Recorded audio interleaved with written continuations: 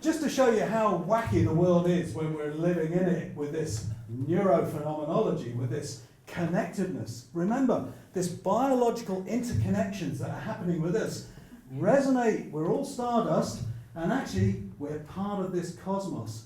And Hubble, who invented the Hubble telescope, or is named after him, one or the other, talked about how the universe is expanding. It's continuing to expand. But also, the consciousness, this is Brian Swine, who's a cosmologist, who I love. If you ever get the chance to read some of his books, it's beautiful. But listen to this. The consciousness that learns it is at the origin point of the universe, is itself an origin of the universe. So, start to pull this together. Now, work it backwards, right? And we'll get there in a minute. We're going to get to transpersonal self and then ordinary self in a bit, right? I always like going backwards. So, here we are with this interconnected biology, this wonderful autopoietic self-creating function, living in a universe that's expanding, of which we're a part.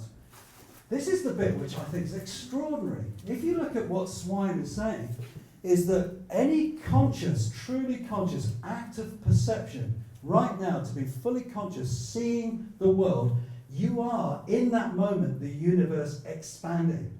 In that moment. You are the universe's expansion. It's not out there. It's everywhere. It's omnijective. It's not objective. It's not subjective. It's omnijective. We're part of the whole. And he gives a wonderful example of a raisin loaf being baked.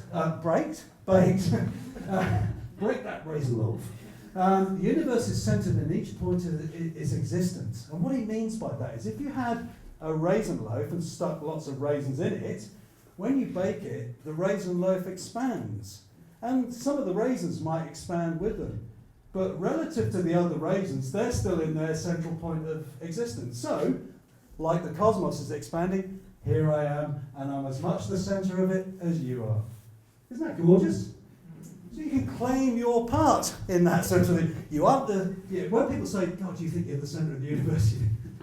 I'm not sure I better tell them that. They clearly don't think... there's some things that you just think, not you. I won't tell you that. When they say, you think you're the centre of the universe, we all are, darling. We all are.